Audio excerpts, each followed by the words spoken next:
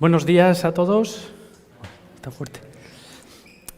Pasamos al tiempo de la palabra y hoy continuamos con la serie que estábamos dedicando al libro de Romanos. Jaime la semana pasada nos habló o nos introdujo en un bloque, que hoy es la continuación de ese bloque, donde Pablo está hablando a los judíos de la iglesia de Roma.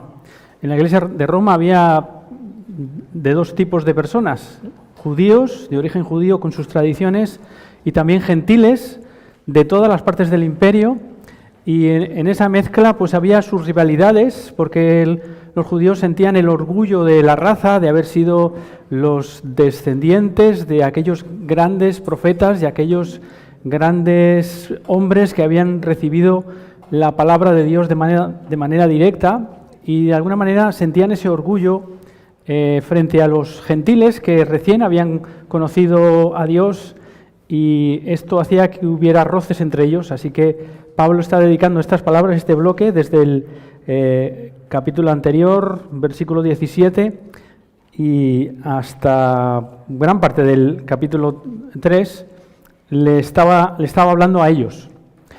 Y hoy vamos a continuar también con ello, desde el versículo 1 del capítulo 3 hasta el versículo 8, vamos a leerlo.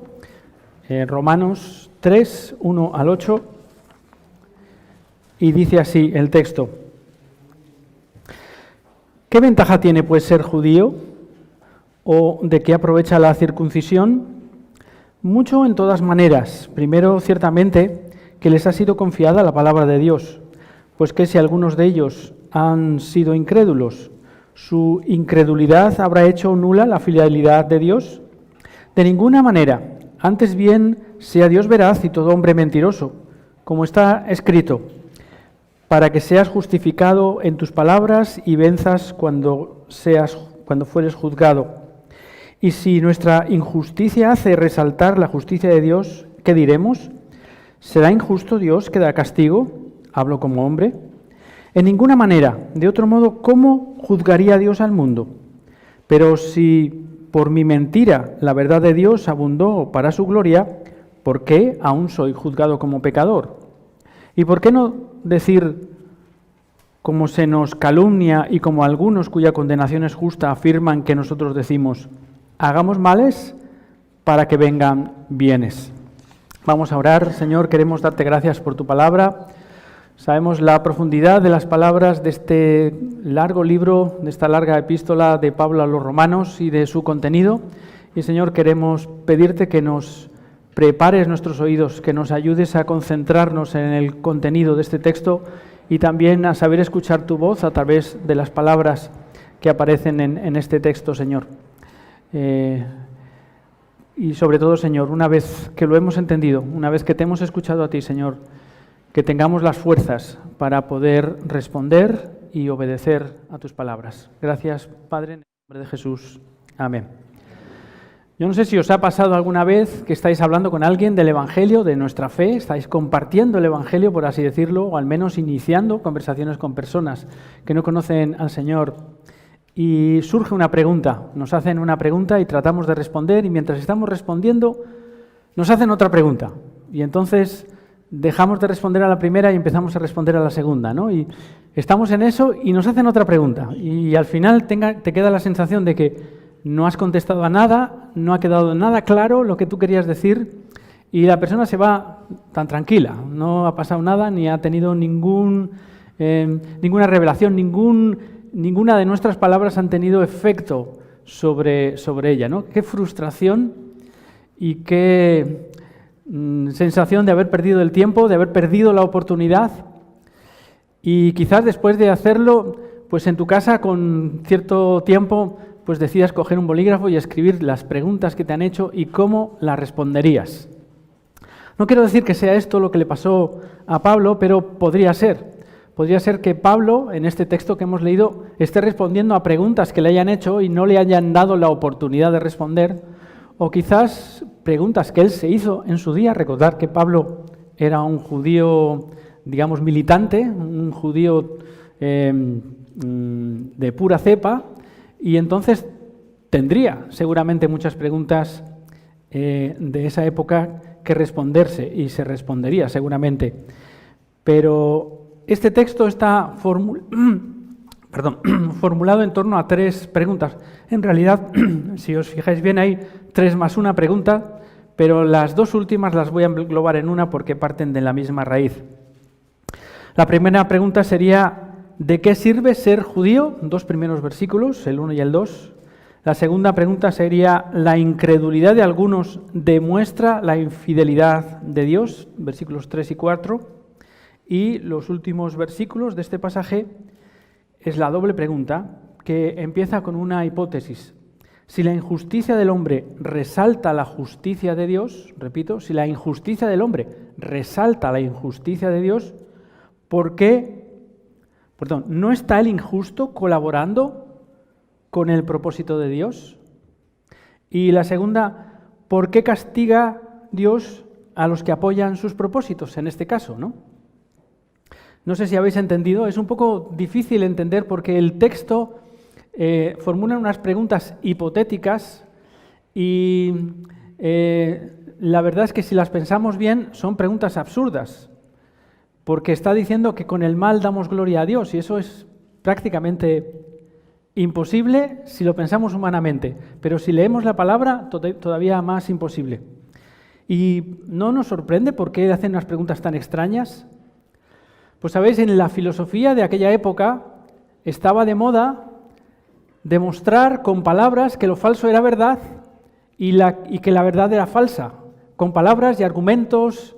En una de las cartas del Nuevo Testamento leemos filosofías y huecas sutilezas, ¿no? Pues esto es lo que muchos utilizaban al hablar con Pablo. Le hacían argumentos ficticios, falsos, que conducían a errores evidentes como este que se plantea aquí, que responde Pablo. Esto es lo que normalmente se denomina diatriba, que en el diccionario de la Academia podemos leer como discurso acre o violento contra algo o contra alguien. Por desgracia, la poética Reina Valera diluye esta forma agresiva o dura de responder de Pablo. Así que cuando leemos en el versículo 4, de ninguna manera, que suena muy elegante y muy suave, tenemos que pensar que es casi como si dijera un taco, como si dijera una palabra malsonante para llamar la atención. Y también en el 6 vuelve a repetir de ninguna manera. Esas palabras que suenan tan sencillas en castellano y que son suaves, pues son fuertes en el discurso original de Pablo. Por eso cuesta un poco encontrar esa diatriba, esa forma acre y violenta de hablar contra algo o contra alguien. Y os decía que vamos a responder a esas preguntas, o vamos a ver cómo responde Pablo a esas preguntas hipotéticas, pero que pudieran ser reales. La primera está bien formulada y claramente en esos primeros versículos. ¿Qué ventaja tiene, pues, el ser judío? ¿Por qué? Porque les ha dicho a los judíos que la salvación no viene por ser judío, ni por ser circuncidado, ni por cumplir los ritos del judaísmo. Nada de eso salva. Son ritos, signos externos que no tienen valor en sí mismos. Y claro, esto les sorprende a los judíos porque están acostumbrados a hacer las cosas de una determinada manera, con un determinado formato, y es todo muy rígido en el judaísmo. ¿Cuál es el problema? Que tiene que haber un paso previo, tiene que haber una convicción interior de esa relación que el judío tiene con Dios, y ese paso previo es el que debe generar esos signos externos. Los signos externos por sí, sin ese convencimiento interior, carecen de valor. Lo que vale para Dios es lo que ha habido en su interior, el cambio interior que ha habido en la persona. Y entonces es cuando los ritos externos cumplen la función de recordar, reforzar y afianzar lo que piensan y lo que hacen. Por participar en la mesa del Señor, nosotros no somos más salvos, ni somos más santos, ni somos más espirituales. Si hemos venido hoy y hemos preparado nuestro corazón para participar con alegría y con gozo de este culto, pues a la hora de participar en la mesa del Señor nos sentiremos más gozosos. pero no por el hecho de participar, sino por esa preparación previa, por esa relación previa que tenemos con Dios. Es un poco lo mismo que le pasaba al judío. ¿Y para qué sirve ser judío? Pablo le responde una única cosa, que dice: primero, ciertamente, que les ha sido confiada la palabra de Dios. La primera ventaja de ser judío es que conoce la palabra de Dios, ha tenido contacto con esa palabra. ¿Y qué significa eso? Pues que conoce a Dios más profundamente que cualquier otro pueblo. A través de esa formación de niños de los judíos han ido recorriendo, incluso aprendiendo de memoria pasajes larguísimos de ese Antiguo Testamento, y por lo tanto en su interior, en su cabeza, hay un conocimiento de Dios mucho mayor que el que podía tener cualquier cristiano convertido o recién convertido, que probablemente no tenía acceso a todo el contenido de la Biblia como lo tenemos hoy. Así pues, el judío tiene esa enorme ventaja, pero también ha recibido el desafío de conservar esa palabra para la posteridad y para los demás pueblos. Recordad que en las promesas dadas a Abraham y a los demás patriarcas se les dice que en ellos serán benditas todas las naciones de la tierra. Así que esa continuación, ese conservar con fidelidad la palabra y transmitirla de generación en generación es lo que va a permitir también que esa bendición llegue a los demás pueblos.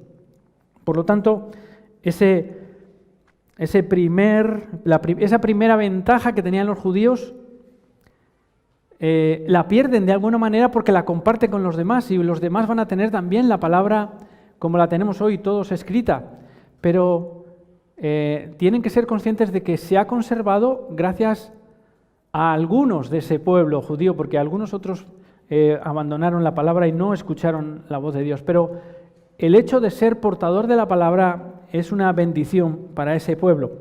Y ahí para Pablo, pero luego continúa, fijaos, en el capítulo 9, a partir del versículo 4. Así que luego continuará diciendo qué ventajas tiene ser judío, pero simplemente en estos dos primeros pasajes, en estos dos primeros versículos, se conforma con esto mismo.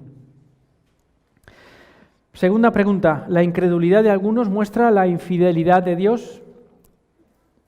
Vamos a ver, si el ser judío es una bendición, si el ser judío es formar parte del pueblo elegido de Dios, ¿de qué le sirve a un judío si luego se aparta de ese Dios?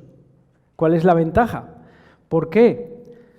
¿Eso querrá decir que Dios no es tan poderoso, Dios no es tan fiel, porque si se le escapan algunos, quiere decir que no tiene todo el control de la situación, ¿no? Ese sería el argumento. Como ves, es bastante artificioso, porque olvida que el ser humano también tiene la capacidad de decidir, no es una máquina automática que piensa de una determinada manera que le han inculcado en su cerebro, sino que tiene la capacidad de decidir entre el bien y el mal desde el mismo huerto del Edén, donde ya se tomó la primera decisión equivocada.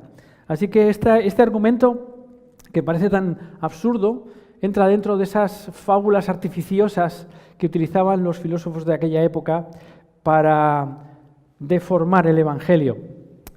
Nuestra incredulidad, la incredulidad de los judíos del Antiguo Testamento, no invalida para nada la fidelidad de Dios. Primero porque la fidelidad de Dios es una cualidad personal de Dios.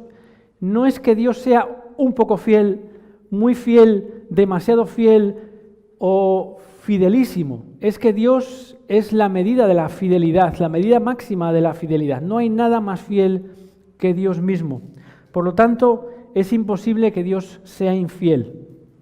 Y es imposible también que Dios sea muy poco o bastante misericordioso, porque es la misma idea. La cualidad de misericordia de Dios es la plenitud de la misericordia. En Él está completamente esa misericordia. En esta respuesta a esta segunda pregunta, aparecen dos citas en los Salmos. La primera, todo hombre sea Dios veraz, y todo hombre mentiroso, que aparece en el Salmo 116:11.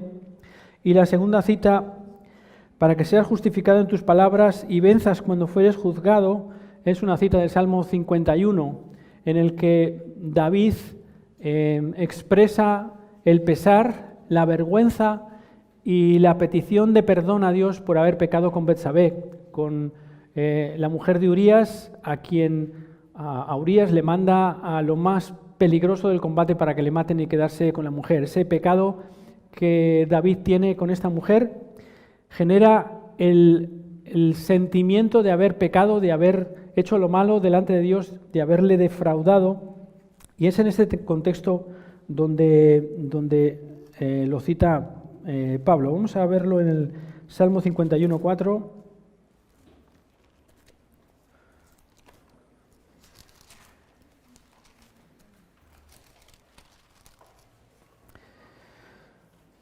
Y leemos desde el versículo 1 del capítulo 51 de Salmos, dice: «Ten piedad de mí, oh Dios, conforme a tu misericordia, conforme a la multitud de tus piedades, borra mis rebeliones.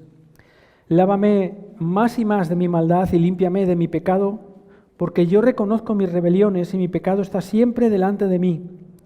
Este es el versículo 4.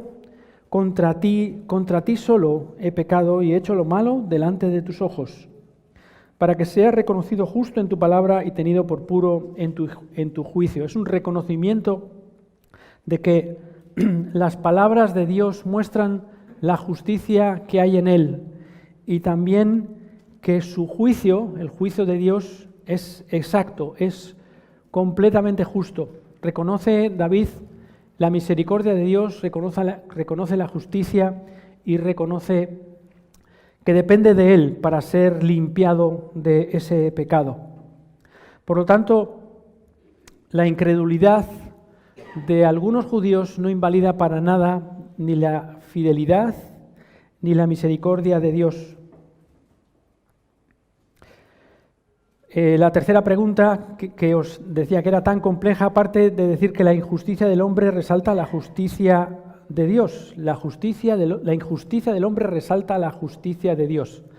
Los joyeros, cuando quieren exponer una joya y que se vea con todo su esplendor y todo su brillo, la suelen poner sobre un fondo de terciopelo negro, porque ahí es donde puedes ver sin distracciones el contenido, los brillos y el atractivo de una joya.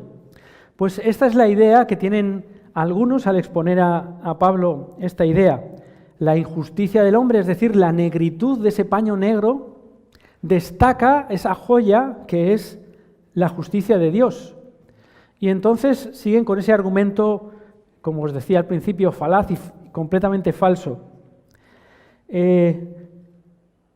¿No estará el pecador, el incrédulo, colaborando a que la justicia de Dios sea más destacada, ¿no? Porque si te tiene que perdonar pocos pecados, pues la misericordia de Dios no se ve mucho. Pero si te tiene que perdonar muchísimos pecados, entonces la misericordia de Dios resplandece. Por lo tanto, estás colaborando a que Dios sea más visible sus cualidades. Ese es el argumento. Y el segundo argumento es: si estamos colaborando con Dios para que sean resaltadas sus cualidades, ¿por qué nos castiga entonces? Si estamos haciendo que Él sea más glorificado. Como veis, son argumentos bastante engañosos. Por eso Pablo, al exponerlos en el texto, incluye ese hablo como hombre. Estoy utilizando argumentos humanos, estoy presentando como lo presentaría alguien que no conoce a Dios, como una persona normal y corriente incrédula.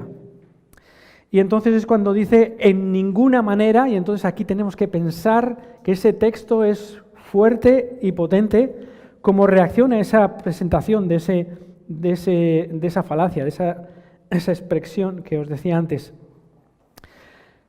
Y dice en el versículo siguiente: pero si por mi mentira la verdad de Dios abundó para su gloria, porque soy juzgado como pecador. Esa es la primera respuesta, o el primer argumento de esta doble pregunta. ¿Y por qué no decir? Y aquí hace en la Reina Valera un paréntesis para explicar que esta frase que pone al final, hagamos males para que vengan bienes, es una frase que atribuyen algunos a Pablo, porque Pablo está convencido de que la salvación es únicamente por la fe. Es decir, Cree en el Señor Jesucristo y serás salvo tú y tu casa. Cree en el Señor, cree en Jesucristo, hazle Señor de tu vida y serás salvo. Es una forma muy sencilla y simple para una mentalidad judía de ser salvo, porque para el judío ser salvo significaba cumplir toda la ley, cumplir la ley ceremonial, cumplir con los sacrificios, cumplir con los ritos, asistir a las sinagogas, asistir al templo, cumplir toda la legislación que tenían en el Antiguo Testamento y entonces podían ser salvos. Para ellos esa era la forma de salvación. Por lo tanto, esa otra fórmula de creer en el Señor Jesucristo y hacerle Señor de tu vida era demasiado sencillo y demasiado fácil a su complejidad. Recordad que está hablando a los judíos en este texto, Pablo. Por eso le atribuían esa frase, hagamos males para que vengan bienes, porque si tus pecados pasados, presentes y futuros son perdonados en el momento en que Cristo es Señor de tu vida, quiere decir, desde esa mentalidad de hombre incrédulo, de hombre acostumbrado a pensar de la otra manera, de los ritos y las costumbres, que puedes pecar porque ya ha sido perdonado tu pecado. Nada más lejos de la realidad. Todo el Nuevo Testamento está explicando que eso es una demostración de que no has hecho a Jesús, no has hecho a Cristo Señor de tu vida. Habrás podido formular una frase más o menos larga, artificiosa, compleja, llena de citas bíblicas, en la que dices más o menos esas palabras. Señor, perdona mis pecados, te acepto como mi Salvador y quiero servirte el resto de mi vida. Esa sería la oración de fe que nosotros decimos los cristianos. Pero eso no es una fórmula mágica, no nos convierte en cristianos el pronunciarla, no nos hace buenos, no nos hace mejores, no cambia esencialmente nuestra vida, porque es una expresión externa. Tiene que haber una expresión interna de cambio, tiene que haber un cambio interior que reconozca que la persona es pecadora y que no hay nada que pueda hacer para librarse del pecado, salvo recurrir a Cristo. En este mismo capítulo 3 y en el versículo 22 dice que la justicia de Dios por medio de la fe en Jesucristo para todos los que creen en Él, porque no hay diferencia. Es la justicia en Cristo por la que somos declarados justos, no nuestras propias acciones. Nada de lo que podamos hacer, por bueno que parezca o por bueno que sea, va a cumplir el requisito de borrar toda nuestra maldad de toda la vida, de toda una vida, la presente, la pasada y la futura. Así que es Cristo el único medio por el cual el cristiano puede librarse de eso. Pero como os digo, es algo que está en el interior de la persona, tiene que brotar del interior y formularse en esa expresión externa de palabras para que tenga su eficacia. Las palabras no tienen valor en sí mismas, sino a través de ese cambio interior que ha habido en la persona.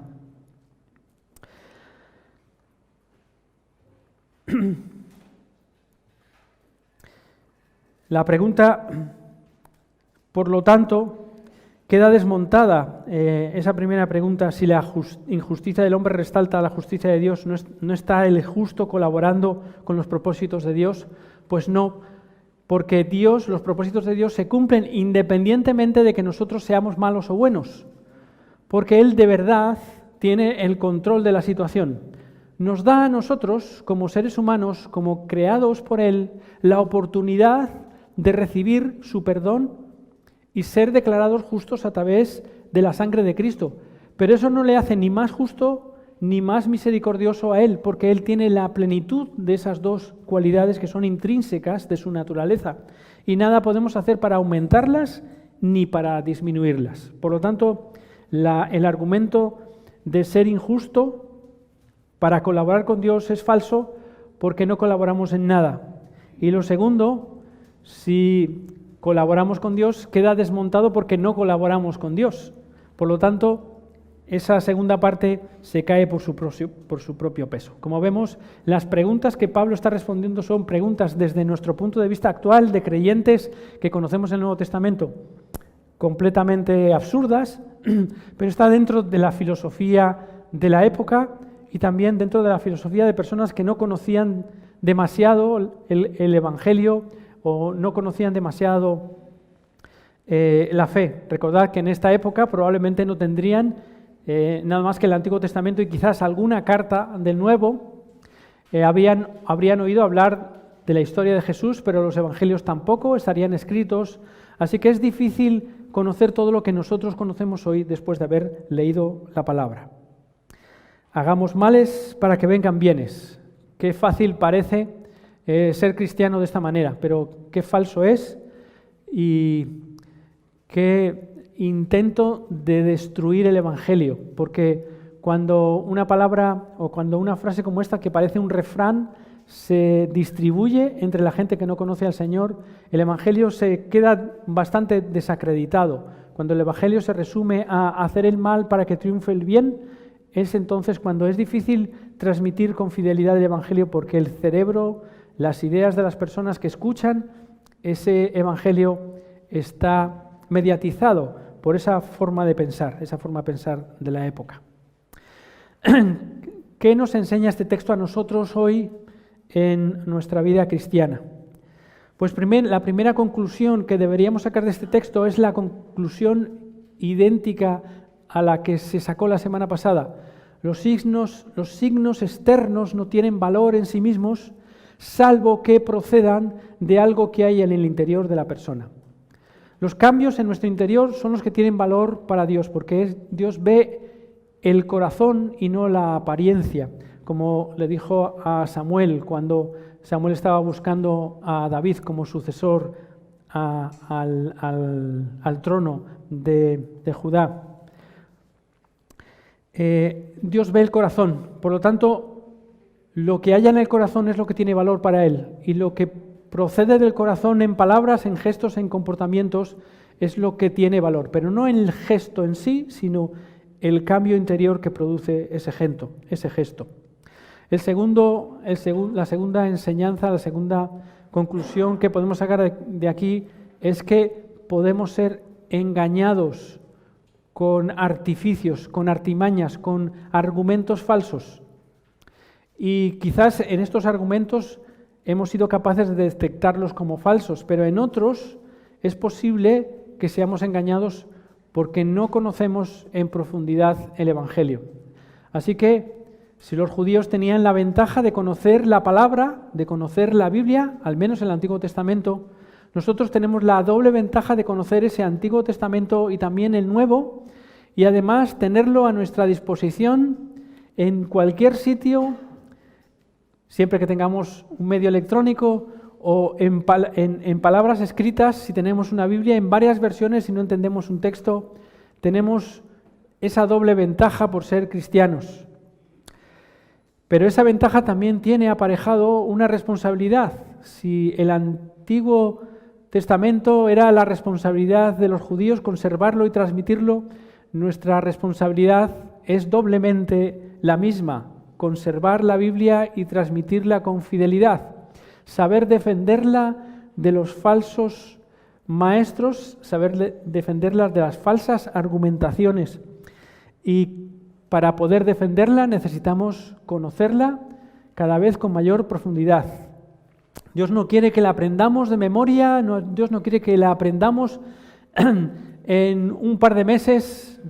No, quiere que la conozcamos despacio, que la asimilemos, que comprendamos lo que dice y que lo interioricemos, que vaya cambiando poco a poco nuestro interior, porque a la vez que la vamos leyendo, el Espíritu Santo, que fue el que la inspiró, también nos va a inspirar a nosotros como creyentes a conocer no solo la realidad de Dios, lo que Él es, sus cualidades, sino también lo que somos nosotros, nuestras cualidades negativas, por así decirlo. En realidad, nuestro pecado, todo aquello que nos aleja de Dios. Por lo tanto, esa doble responsabilidad está sobre nosotros. Debemos ser conocedores de la palabra, pero también ser capaces de defenderla. Lo que hizo Pablo de transcribir unos argumentos falsos empleados seguramente en su época es un consejo también para nosotros. Como os decía al principio, cuántas veces en una conversación no somos capaces de responder a una pregunta o simplemente no nos dejan acabar de responder a la pregunta y nos queda ese mal sabor de boca de no haber podido defender el Evangelio. Pues apuntemos esa pregunta y en la tranquilidad de nuestra casa tratemos de responder con las menores palabras posibles, las más convincentes que podamos imaginar para poder responder si nos vuelven a hacer esa misma pregunta otra vez. Y tened en cuenta que las preguntas que nos hacen generalmente se repiten muchas veces.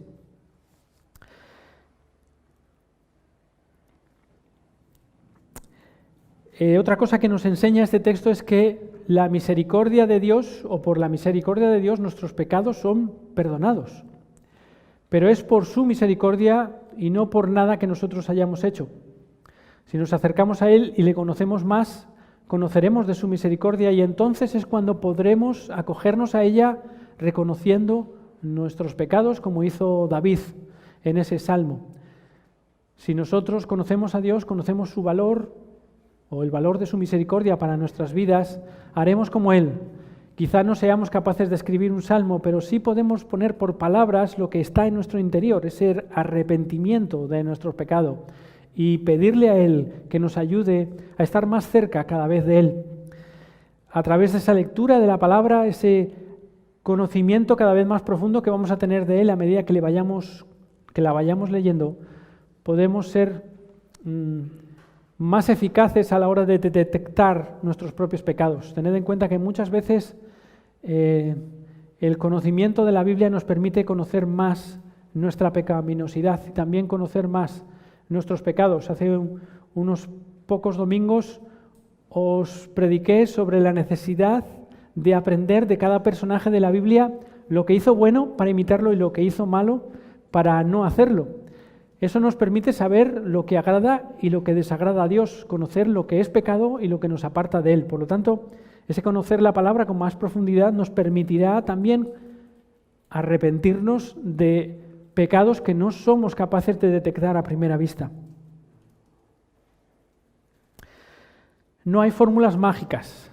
El Evangelio no tiene expresiones mágicas. No hay nada que podamos decir, ningún texto de la Biblia que podamos repetir como si fuera algo que tuviera valor en sí mismo.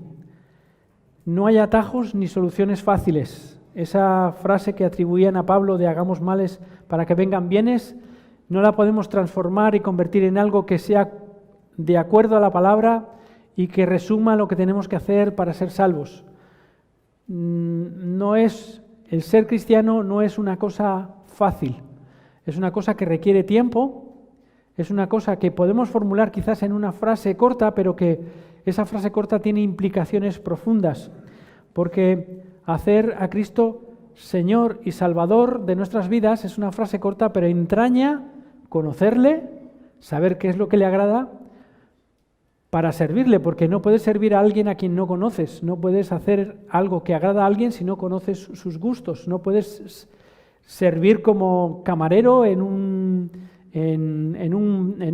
una mansión a un señor si no sabes qué es lo que le gusta para su comida o qué es lo que le gusta para su bebida. No vas a saber en ningún momento cómo le vas a agradar y vas a quedar mal si no le agradas llevándole algo que le disgusta.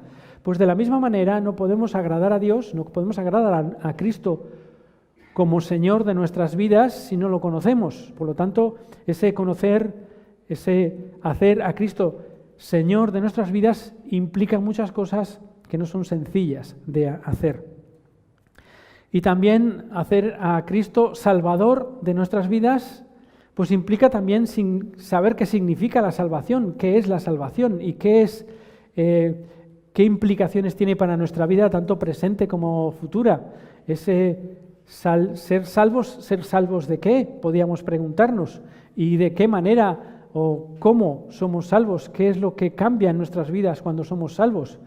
Porque si nos hacemos ideas equivocadas, si nos dejamos llevar por frases que nos han contado o citas bíblicas incluso sacadas de contexto, podemos hacernos una idea equivocada de lo que significa hacer a Cristo Señor y Salvador de nuestras vidas, que es una frase corta, pero implica muchas cosas para nuestra vida espiritual. Así que este texto complejo, porque entraña preguntas difíciles de captar en nuestra mentalidad de hoy en día y porque nos parecen absurdas, pues entraña para nosotros también una enseñanza, un significado. Nos llama la atención de cómo es nuestra vida cristiana, de qué manera nos interrelacionamos con los demás y de qué manera respondemos a aquellos que tienen preguntas para nosotros.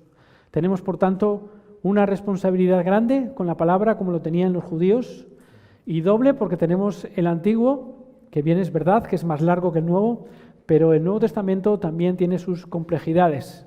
Pedro mismo lo reconocía en una de sus cartas diciendo que Pablo tenía cosas muy complejas de entender. Así que si Pedro, que conoció a Jesús y que conocía el Evangelio con claridad, le costaba entender a Pablo, ¿cómo no nos va a costar a nosotros también entenderle? Pero es una responsabilidad y no tenemos que entenderlo a la primera, no tenemos que leer el texto y pararnos hasta que entendamos cada una de las palabras y frases.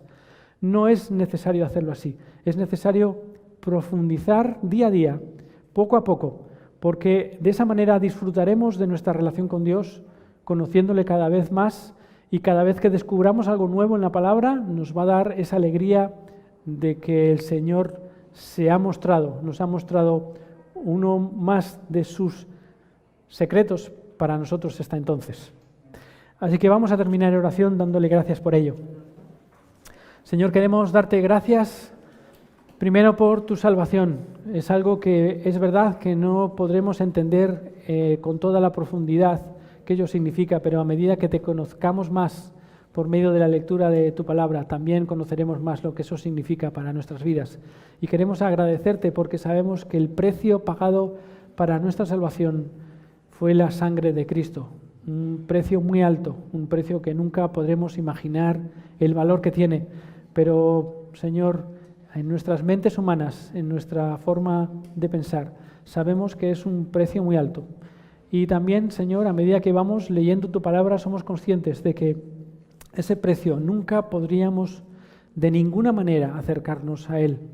De ninguna manera podremos limpiar por nuestros propios medios nuestros pecados, si no es a través del sacrificio de Cristo. Y por eso tenemos que sentir cada vez más una gratitud enorme por tu misericordia para con nosotros, Señor. Y también, Señor, queremos pedirte perdón por todas las veces que no te agradamos conscientemente, porque a veces no te agradamos porque no sabemos lo que te gusta, pero a veces no te agradamos conscientemente y esos son pecados reales, pecados de los que somos conscientes. Ayúdanos, Señor, a tener en nuestro interior la misma actitud que tuvo David al arrepentirse de su pecado con Betsabé. Que podamos, Señor, sentir esa misma vergüenza, esa misma inquietud por nuestro mal comportamiento, por nuestro pecado, y reconocerlo y pedirte perdón una vez más por él. Ayúdanos también, Señor, a ser transmisores de tu palabra con fidelidad y a ser defensores de ella con argumentos convincentes, con argumentos reales, a saber cada vez más de qué manera podemos transmitir ese evangelio a aquellos que no te conocen y a aquellos que a través de las fábulas, a través de las historias falsas, a través de las mentiras, han sido de alguna manera vacunados contra la fe. Ya tienen prejuicios contra ella y es muy difícil que puedan escuchar con fidelidad tu palabra. Te pedimos que obres a través de tu Espíritu Santo y que cada vez que hablemos con alguien, ese Espíritu Santo esté presente en nuestra conversación, tanto en las personas con las que hablamos como en nosotros mismos, para que triunfe la fe, para que triunfes tú, Señor, para que tú seas glorificado en todo lo que hagamos y especialmente en los momentos en los que hablamos de ti. Y te damos gracias por todo ello en el nombre de Jesús. Amén. Que el Señor os bendiga.